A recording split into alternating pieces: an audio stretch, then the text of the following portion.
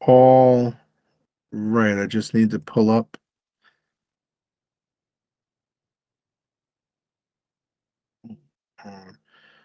All right, it is February. I'm sorry, it's March. It's March 25th at 5 p.m. This is the Cape Cod Regional Government Assembly of Delegates Standing Committee on Natural Resources. Pursuant to Chapter 2 of the Acts of 2025, this virtual meeting of the Barnstable County Assembly of Delegates Standing Committee on Natural Resources will be conducted via remote means only in accordance with applicable law. Members of the public may watch the meeting through live real-time broadcast at www.youtube.com/user/Barnstable County, all one word. The public participation guide and meeting documents are available in advance at www.capecod.gov. The County of Barnstable does not discriminate in the administration of its programs or activities on the basis of race, color, religion, national origin, disability, age, sex, sexual orientation, gender identity, or other category protected by state and federal anti-discrimination laws and regulations. Reasonable accommodations for people with disabilities are available upon request. For more information or to file a complaint, please contact Justina Marchak, Barnstable County ADA Non-Discrimination Coordinator at JMARCZAK at capecod.gov. Call 508-375-6646 or visit www.capecod.gov. Members of the public may also attend the meeting remotely through Microsoft Teams, which is also available at that website. At this time, can we have a moment of silence to honor our troops who have died in service to our country and all those serving our country in the armed forces?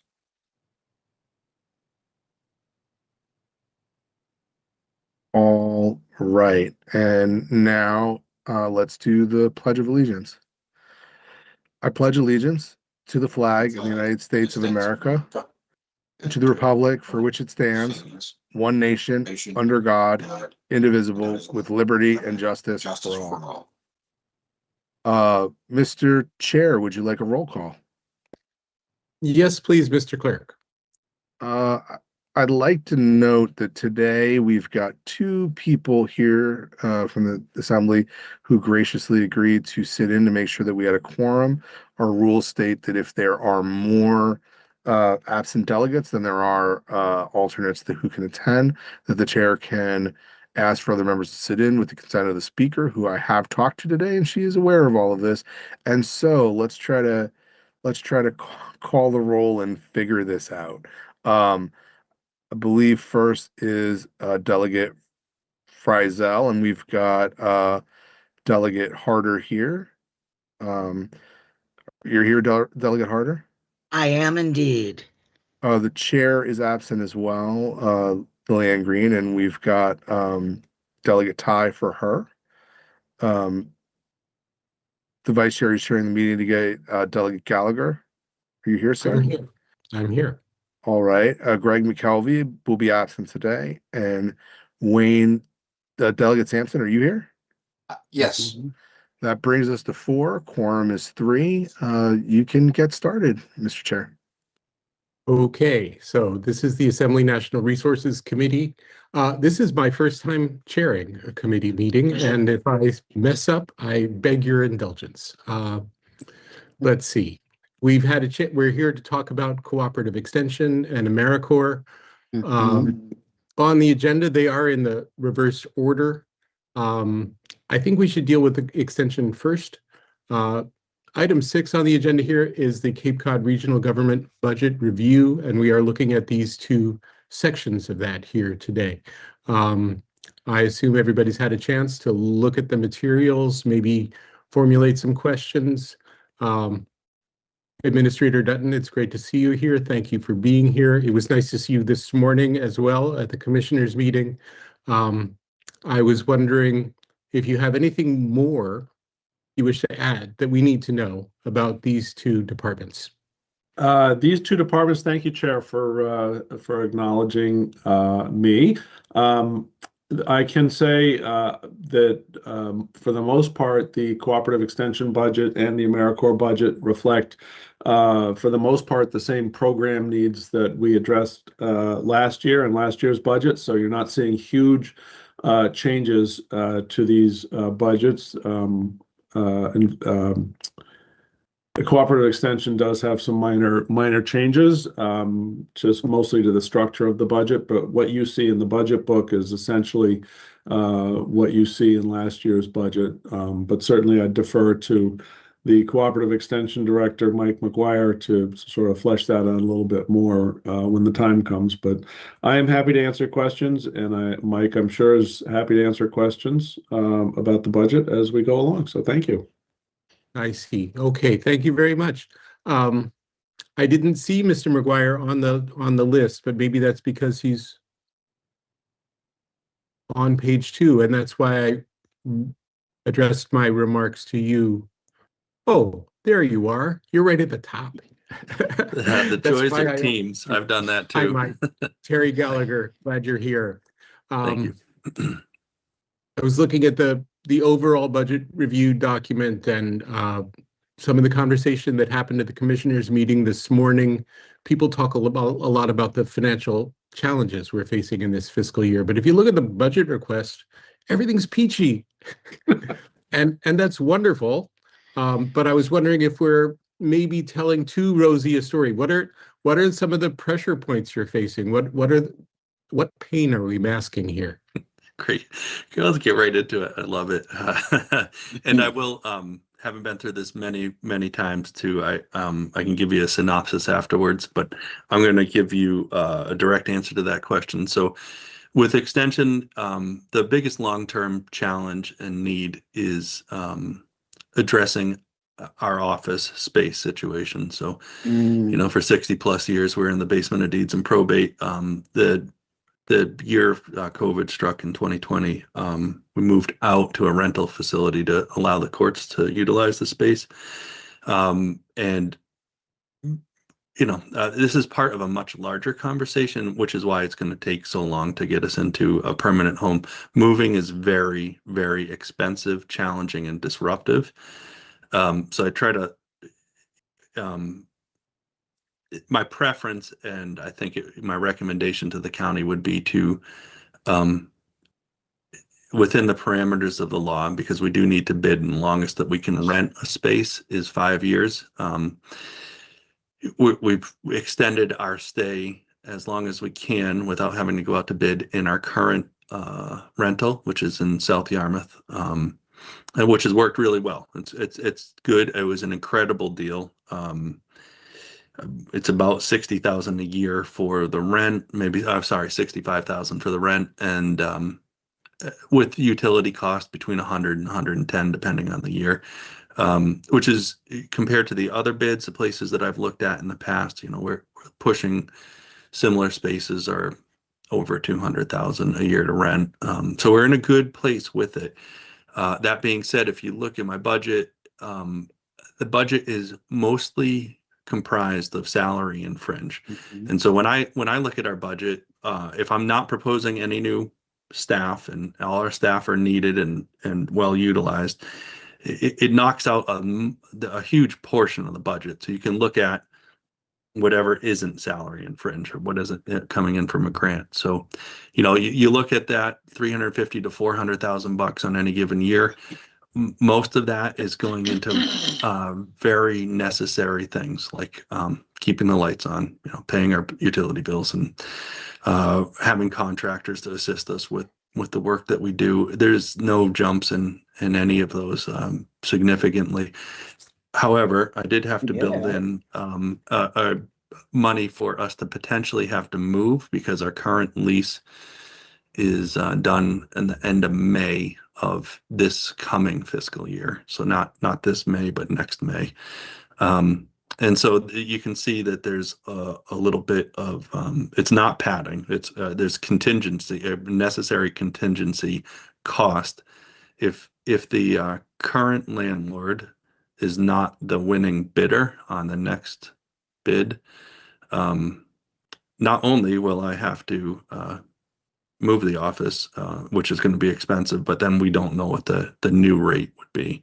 I know that the market for commercial office space is volatile, and that it's very hard to get a price pinned down. I have spoken with our current landlord, and as it stands right now, when we put out the bid, they would like to bid again. So that's about all I can say because it has to be a fair public process. So any qualified bidder is going to be in the running for that when we have to go out to bid again. But I'm just kind of, from my perspective, I'm looking at uncontrollable costs or costs that I just don't have any say. We need an office, so there's going to be that expense. And I've tried to plan for that with the understanding that we're when this office that we leased almost 4 years ago, it was leased solely for extension to use. Over the past 4 years, we've seen the AmeriCorps program put under extension, which is great, makes a lot of sense. I think we're seeing a lot of successes and efficiencies there, but that also meant that we needed to take the AmeriCorps program when it was no longer able to utilize the White House at the county complex and put them in the extension rental building. So we've worked really hard to consolidate workspaces. If you come to our office, which I would encourage all of you to do, there's cubicles, we have rotating spaces, we have hybrid work. We have a lot of staff that are in the field delivering programs, and we've made the space work and try to keep the cost down. But the reality is renting office space is a challenge, and there's a lot of uncontrolled variables in that scenario. And I think that the county's doing a great job with their study. We have to look at where every office is going to be, the expenses. And Michael and I talk regularly about his vision and our collective vision for having everybody in offices in one place, which would be great. I know that's going to take a long time, but I guess I'm putting this out there and leading with it because it is this is the circumstance. There's really not a lot of great options to change things right now. So I'm okay with how we have it. But long term, I do think, if I come to you next year and say the bid came back on our offices and they want triple what we're paying now, and that's the going rate, and I just don't want it to come as a shock to anyone. I don't think that'll happen, but that's the big like gorilla in my mind, that I'm always wondering about and trying to mitigate. Okay, and I apologize for plunging you right into the deep end there. I should have started saying, in my 8 years experience in county government, I'm so impressed with the broad range of services we offer to so many people, and your department is a shining example. I mean, it's quite a portfolio you have there. And and I appreciate that, and I appreciate the accolades, and that, but that's not what we're here to discuss today. I mean, we got to get to brass tacks and talk dollars and cents, and make sure that any question that you or any elected has on our budget, that I get an answer for you. So. Okay, so give me a little bit of an idea about the timeline for this move. A year from May is actually not that far away, and when does the request for bids go out? What are we looking at there? I spoke with our procurement officer. We're thinking probably in December of next year would be appropriate. Leave it open for 6 weeks, get the bids in. Wait, so that would be December of 2026 now, right? Yes, sir. If we bid it sometime in December 26, depending on her workload, we get bids back in, make a decision by February or March, get the paperwork done, then we're ready to go by end of May. We don't want to get it too far out because we can't I don't want to be double locked up, have to rent something while we're already in an existing space, but I can't push it too close to the end of our contract. So we kind of thought that would be that's the plan right now. Understood. Okay. And is cost the main consideration? It's the one that's always in the back of my head. I will tell you, availability and finding a place that is reasonable for the public to come into. We could find space in an industrial complex. It's an odd space to have employees in. It's an odd space to invite the public into. Finding the last bid that we put it out for Barnstable and Yarmouth only because I wanted to have the office located within reasonable driving distance to the county complex. So it Okay. really does, it does limit our options. And as you all have heard, and Chair Gallagher, as you're acutely aware of on the Outer Cape, the farther I take the offices away from the bridges, the farther most new county employees are going to have to commute to come here, because they are not finding, very few of them are finding places to stay on the Cape. Yeah, yeah. No, that's a tough one. I mean, half the Cape's workforce comes from off Cape, and I assume that your workforce reflects that to some extent, maybe not exactly. Um, I do have one question. I'm looking at the budget to actual expense over the last couple of years, what's presented here in the document. And I Mhm. noted that in fiscal 25, you achieved a bigger gap between actual and budgeted. That's great. And I assume that's why you were able to decrease the budget in FY26. But then I do notice there's an increase of 200,000 for 27, at least in the budget request. And I want to ask, well, how does it look for 26? How do you think the actuals are going to come in relative to budget? And what are the main factors at work in the larger request for 27? I appreciate that question. Carol had prepped me for that too, so thank you, Carol. We just did a roll up of all of our accounts and looking at where our expenditures are. And Extension and AmeriCorps are both expended at 70% of our total request for the year. So we're on track.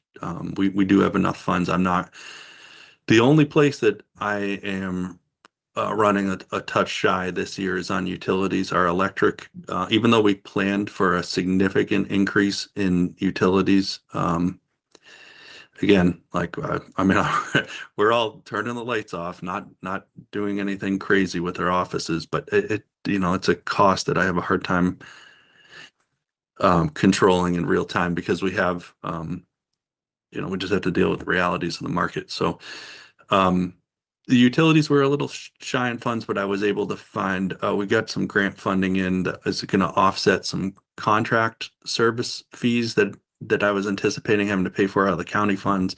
So I can shift those contractual service fees, funds over to utilities and pay them. So, it's not a huge, it's 10 grand somewhere in there, in the scale and scope of the budget, it's not a massive amount. But we're both AmeriCorps and Cooperative Extension are on track to be able to operate within our means, and in what we've asked for FY26. As far as the increases in FY27, those are, I don't know if this is a great analogy, but it's kind of like death by 1,000 paper cuts. It's paper costs more, gas costs more, transportation costs more. And the cumulative effect of having to budget for potentially a move, and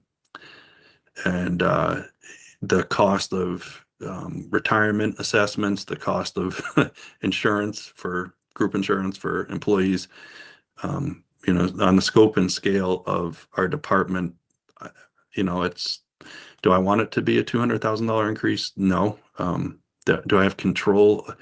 Everything I have control over as far as non-personnel, salary and fringe costs, which are pretty much locked in, I kept as tight as possible. And if you look in that window, the increases, maybe there's $1,000 increase for paying for gasoline for the county vehicles, and there might be $4,000 or $5,000 increase for utilities, but there's really not much that jumped off the page at me when I was preparing the budget.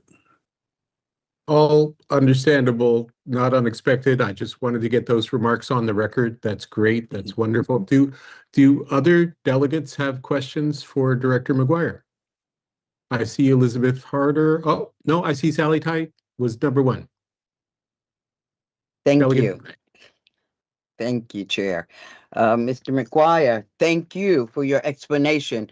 I may not need anything from you, but in regard to, as you mentioned, contractual services are up 18, and supplies and materials, are you mixing in utilities in that? I would have And, to look at the specific okay. line. I apologize. No, no, no, don't apologize, please. And also equipment was up. So I was just curious on those three items. Okay. So the supply line, equipment line, and what was the third delegate tie? Contractual services. Contractual services. So the contractual services line, that bump is predominantly due to having to build in a contingency fee to pay movers to move the Okay. offices. Mm-hmm. And Mm-hmm. the supply and equipment lines are mostly revolving around our vehicles, Mm-hmm. which I have been pushing back the schedule for our county vehicles, so the county truck and the county SUV. Mm-hmm. We have a bunch of vehicles that are 2012, 2013, 2014. And so the strategy is to get the most life out of those that we can instead of, Mm-hmm. new vehicles are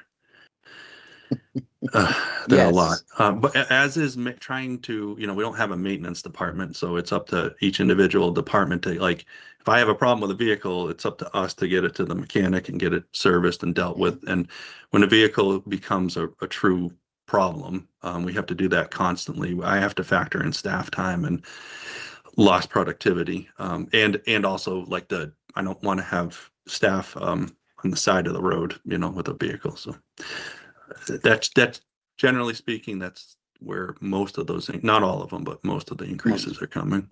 Thank you. Thank you.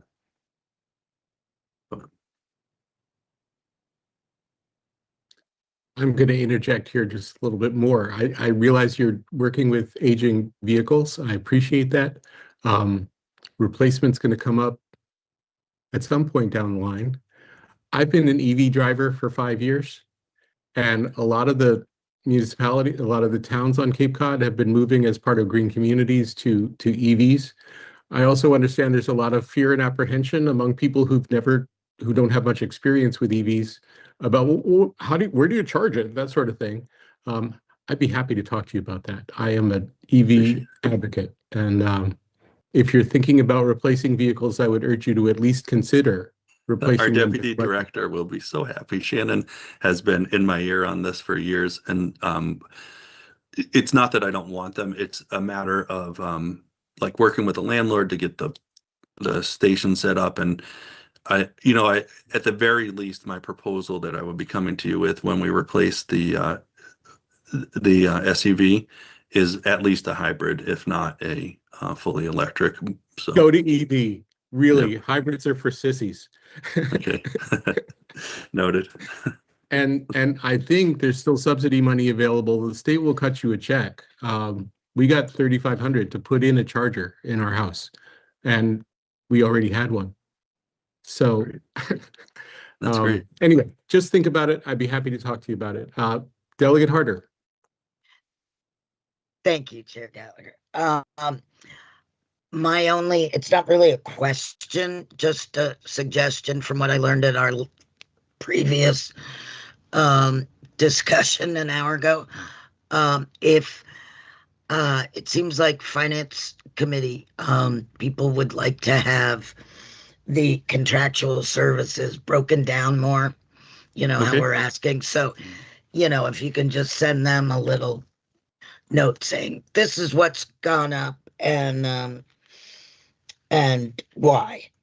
I'll be happy to do Because that. I that's just the kind of thing they're going to be looking for. But otherwise, I think considering there are so many unknowns, that this is a good budget because you among more so than many departments just has so much. You have so much uncertainty, and so I think you've done a really good job. Thank you. I appreciate that, Delegate Harder. And one of the things that I appreciate about our budget process and that Carol has really enhanced is when I submit a budget, I actually have a budget explanation for every item, every line item that has a breakout of how I came to that number. So what I can do for those contractual service lines is I'll make sure that each of those explanations is pulled out and put into a document that it's easy to have the line to see the breakout of how we came to each number in those lines. That would be beautiful. Thank you. Okay, are there other questions for Director McGuire? Okay, Mr. Clerk, are we going to take two separate motions on these budget proposals? Should we do cooperative extension now, or should we do them both at the end? It's probably best to do, I mean, you're chair, but it's probably best to do them individually. Okay. All right. I can, If- if you want, Mr. Chair, I can make a motion to positively positively move the oh lordy, I'm sorry. All right. Positively move the cooperative extension budget as presented onto the finance committee. Thank you, Delegate Harder. Is there a second? Second. Okay. Mr. Clerk, could we have a roll call, please? Oof. Let's see. Let's see if I can do this. Um, Yeah. Del Delegate Harder for Delegate Frizel. Yes. Uh, Chair Gallagher. Yes. Delegate Ty for Chair Green. Yes. Uh, Delegate McKelvey is absent, and Delegate Sampson. Yes. That's 4, Mr. Chair. Okay. Thank you very much. Moving on to the next order of business, I see Ms. Niemeyer is here for Yes, America. hello. Is that correct? Welcome. Yes. Hi, Thank thank you for you. being here. Thank you for having me. Okay. What do we need to know about the budget proposal that we haven't read? So I can start with, kind of in the same line that that Mike did, is that our biggest kind of expense that's going to be coming up over the next few years is the maintenance on our 3 houses. So they're all aging properties. They're also one of, our best assets that we have. Our program is probably as strong as it is because of our ability to offer housing to our members, and also creates a community for them, which are 2 really important parts of our program. But they are all aging, particularly the Wellfleet House, and it has some big projects that we're trying to figure out how to move forward with. But all 3 of them have some upkeep that we need to stay up on. So that's probably the biggest thing. And then additionally, we also have aging vehicles, which we're able to push back, another year before we can start replacing them. But we have 3 work trucks and an older van, and 3 of our 4 vehicles are over 10 to 15 years old. I think all closer to 15 years. They're in good shape right now, but the maintenance, as you'll see, did increase a bit because we put in some extra, because we do expect that over the next year. So those are kind of the bigger items. And also the AmeriCorps grant, while we're applying for the full 500 or just short of 500,000 for the next year for 20 members, has not increased per member in quite some time. So you have a maximum of 25,000 that you can apply for per member, but we've been increasing the stipend to make sure that people can, have a livable living allowance, and also to keep the program competitive. But that amount that we get from AmeriCorps it hasn't increased in several years. I don't expect it to increase in the next year or 2.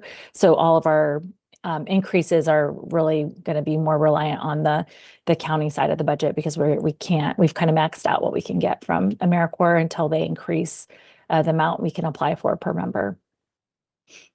Okay, so that's 2 great big topics, actually. Let's take them one at a time. it's interesting, as you note, that offering housing is one of the big attractions for applicants. I'm not sure that they come and inspect the housing before they arrive, but just, oh wow, I have a room, right? So how icky are they? Um, I wouldn't say, icky. We try to do a good job of like repainting them as we need to, replacing furniture as we need to. It's more larger structural things that the houses need. So the Wellfleet house has lead paint on the outside. The paint has mostly peeled off because they've just been repainting over lead paint, which then just peels off in a few years. So it looks a little rough. And we also suspect there is some issues with the envelope itself as well. So once we start taking the lead paint off, then we believe we're going to run into some issues. And then probably in another few years, we'll need some roofs for several of the houses. We have a lot of siding projects, a lot of trim, and a lot of paint exterior paint issues that we need to manage.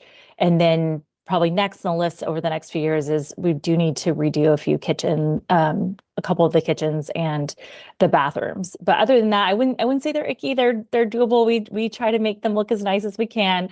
I think our members quite enjoy the houses. But over time, especially the Wellfleet house, given the age of it, and we ran into it, a new thing. We're trying to get funds for it because National Park Service considers it a historical property, but it isn't actually listed as a historical property. So we're trying to work with them and trying to figure out how to manage that so that we can, because there's requirements that we have to meet in order to make changes to that house. Right. So like a good homeowner, have we been setting aside a little bit of money every year toward that repainting or toward that new roof?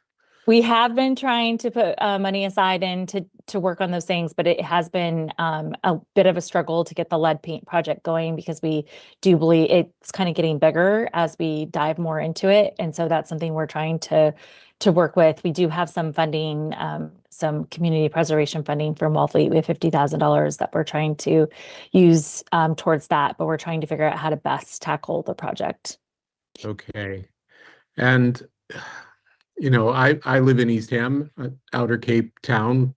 The the seashore is a good third of the land here. I know that the seashore is operating at 2/3 of its authorized workforce, that they're having real personnel shortages. Do you feel that our AmeriCorps team is having to fill in some gaps there? Not particularly. They don't do like day-to-day maintenance on the house or the property. So we manage all of that as part of our agreement with them. And then as far as what they request from us, it's fairly similar to what they have in the past, and in some ways a little bit less than at times when we had the fire corps and they were doing more work there because they didn't have the staffing for the past. Mike knows more about this than I do, but haven't had the staffing in the past 4 years to run the fire corps, which they now just hired someone in that position. And so they might have more of requests, but it's not as much, I think, due to staffing as just a need that they've had for a long time and that the Cape and the area needs. I don't think they've been very good about keeping their AmeriCorps projects very specific and in line with what our AmeriCorps members are kind of meant and supposed to do versus filling in gaps for employment. So that's one of the big requirements for AmeriCorps members is that it's not replacing a staff position and that it is kind of a project that helps build capacity or helps add to what they're doing. And I think Okay. they've been falling really well with that. Okay, and I see that Director McGuire raised his hand there. I'm going to recognize Director McGuire. Thanks, Chair Gallagher. I didn't want to step on Misty. She's she's an expert in the field. I was going to add what she did, which is, I was around year one with the AmeriCorps program, and there has always been it's not a line in the sand. It is a black and white. You may not utilize AmeriCorps members to replace employees. And the Park Service, as a federal agency, understands that really well. So they're very, very careful about what they ask for. But that doesn't mean that we can't work collaboratively. And you'll see a lot of wildfire work in the next year or two coming out of AmeriCorps in collaboration with the Park Service. But yeah, there's for very good reasons, labor law reasons, you can't can't get rid of full-time employees and have AmeriCorps members come in and do their job. So, Well, far be it from me to question whether the administration is following the letter of the law, but it is great to have those remarks on the record. yeah. And the other thing I would just add, because I don't want to interject again, is Misty has been with us for a year and 4 months. Is that right, Misty? Somewhere in there. She has had the hardest and most challenging 16 months of anyone that has run the AmeriCorps program. It's been really, really great that she hasn't quit and run away, because it's been hard. And I give her a lot of accolades for that. And more so, though, what I would like to say is, as every municipality in the Commonwealth and certainly on the Cape and with the county, everyone is looking at this workforce housing challenge and issue. We have a really good case study here with the AmeriCorps program, 27 years of having, while they're not a traditional staff, it's a very good, nice parallel to have. What does it take to have and operate housing that you can provide to a workforce?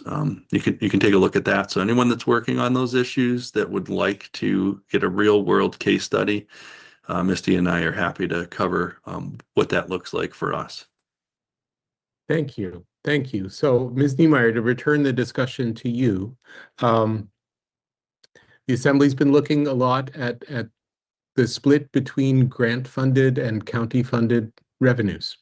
And I think your program really illustrates, well, it's hard looking at the budget proposal to know what the breakdown might be. We just see a sum there.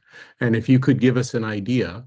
And then, as Director McGuire also alluded to, you've had a rough year and a half because the federal funding was pulled and the county stepped up and then the federal government restored the funding, as I understand it. Maybe you could talk to us a little bit about well, what went down? How did that appear from your perspective? Yeah, absolutely. To start with your first part of the question, and sorry, you might have to remind me a little bit. The breakdown. So our current grant that we're applying for, and of course the years don't line up perfectly. So our grant runs from basically the beginning of October to the end of September. And so it's shifted a little bit from the fiscal year, but if you balance it out, they're pretty similar. So they're just off by a few $1,000s with changing it. So we're applying again. This year we had a smaller grant because we only had 18 members, and that was partly because we weren't sure if we were going to get all of the funding or get funded. So our state commission recommended that if we can manage with fewer members, to put in a grant for fewer members. So we did get a smaller grant this current year, $450,000 versus the just short of $500,000. But this next year we're applying for $500,000. One, because we want 20 members, but also there's now a minimum requirement of 20 members for to apply for the 3-year recompete grant. So the way AmeriCorps grants work is you apply for a 3-year grant that if you get it, you get the same amount for 3 years, and you're guaranteed that funding for 3 years. If you don't get it, you go into the pool to get the state funding, which is also federal funding, but it's managed at the state level by the state commissions. And that's what we've been working on the 1 year, what they call a formula grant, for the past 2 years. And so so we're having to do the whole process again. We actually just submitted our grant as of yesterday officially for this next coming year, starting in it's our 28th year, starting in October. And for this past year, that was really, really tough, because I think one of the things a lot of people don't realize is if we don't have AmeriCorps funding, we are not AmeriCorps. So we no longer have the name, we no longer have the benefits of the education award through the AmeriCorps system. So we could come up with a system that would be similar and would be successful, but as we're set up and structured now, that isn't the case. So we were happy that things turned out the way they were, and we were able to get kind of back and going and finish off the year strong, despite the kind of really bumpy middle there. But it also, we didn't find out we were getting our funding for this year until really late in the game. So we pushed our recruitment back. We basically pushed our year back by about a month. We used to start in September, and so we've had to push everything back to accommodate that. And we left it that way this year because we didn't want to run into the same problem again this year. So we erred on the side of caution and stuck with that. But now things have shifted a little bit, and so it seems like that scare last year got a lot of people working on advocacy at the federal level, and they were able to get a lot of bipartisan support for AmeriCorps and actually push some new legislation that kind of guarantees more support for AmeriCorps and got the budget passed for that included AmeriCorps. So it looks like the funding, which is stable funding from last year, is looking more solid right now and for this next year than it has. They're moving through the process. Things are on track. So we should find out about the 3-year recompete grant in May or early June. And so things are looking better now than they did last year at this time. So I feel more confident about the funding and the funding going forward over the next few years, which is a good place to be. There's also less AmeriCorps programs that are now in the system for the same pool of money, because a lot of programs don't align with, or they're in exact opposition of the executive orders that we have to follow. So any groups that work on immigration issues or diversity issues in cities or schools or healthcare, a lot of those programs left AmeriCorps and are now doing things outside of AmeriCorps. So in the state of Massachusetts, there is actually a third less programs and also about half of the number of members. So I don't know how that's going to translate, but it may mean that there's more of the recompete funding available. So we'll see kind of how that pans out. But stability wise for funding, I feel better now than I did last at this time last year. So that's a good place to be. Okay. Can you give a shout out to some of those supporters in Washington? Who helped us in Washington? Off the top of my head, I don't know, because a lot of them were not Massachusetts, because there's a group of Republicans that signed on with but none of them are from this area. They're all off. So I can get you a list. There is a list of advocates, both in the Senate and the House, that supported AmeriCorps. There are Democrats as well, but most of them weren't. Our senators and Keating are all very supportive of AmeriCorps, and they have been very supportive, but they weren't the support that they really needed to push things forward. Okay, that's a very interesting If that makes story. sense. I So. appreciate that. Yes, it does in a Washington sort of way. Yes, it does. So, Do other delegates? Go ahead. I'm sorry. oh no, no, that's it. Thank you. Do other delegates have questions?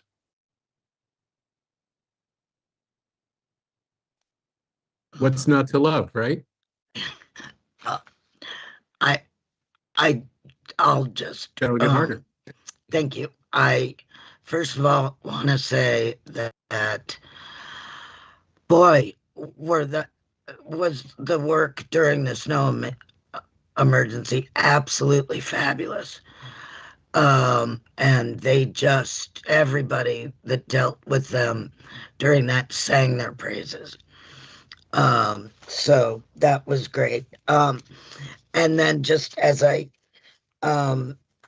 said before, if you want to break down a little of the line items in writing for the finance committee, so that but I think, with all the uncertainty and grants and everything, I think that, I know you've only been here a short time, but you're wonderful. So thank you. Thank you. I appreciate that. And yeah, we couldn't really be prouder than our members this year. We have an amazing group of 18 members and an additional 5 staff, and every single one of them has just been absolutely incredible. I hear nothing but amazing things about them, and I feel really lucky and couldn't be prouder of them. To be honest, it's they're setting the bar really high, so it's really great. I think a lot of that's the recruitment. So we had a really strong recruitment year last year. We had 95 members or people apply, and that was double the average that we'd seen in years and higher than anything we'd seen in some time. And this year we've only had the application open for about 3.5 weeks, and we already have 91 people that have applied. So we're going to blow past that quite a bit. So we're probably going to have to close it early because I don't think we can handle 200 applications this year. So, and that's really seems like it's what we need to do is get people who want to be here and are committed to be here, because that's what we're seeing with our members is that we have 18 people who want to be here, who want to help, who want to do this work. And that's really what's making our program so successful this year. So we're going to try to just keep doing that and keep it going. So. Okay, fine. Are there any other questions? Delegate Ty, Delegate Sampson? We're good? Okay. Ms. Niemeyer, thank you very much. Thank you. And I'll take a motion. Okay. I move that we positively recommend this budget for AmeriCorps as presented to the Finance Committee. Second. Mr. Clerk, could we have a roll call vote, please? Yes, Mr. Chair. Chair Gallagher, Yes. Delegate Harder for Delegate Frizel, Yes. Delegate Ty for Delegate Green, Yes. Delegate McKelvey's absent, Delegate Sampson. Yes. That's 4, Mr. Chair. Terrific. Thank you. Excellent. And with that, I think we're about done here. Is that correct? Yes. Thank you, everybody. I move to adjourn. Second. Second. Mr. Clerk. All right. Delegate Harder for Delegate Frizel, Yes. Chair Gallagher, Yes. Delegate Ty for Delegate Green, Yes. Delegate McKelvey is absent, Delegate Sampson. Yes. That's everybody. We are adjourned. Beautiful. Thank you, everybody. everybody. Thank you all very Thank you, much. Owen. Try to Thank get you, out in the Emma. sunshine. Thank everybody.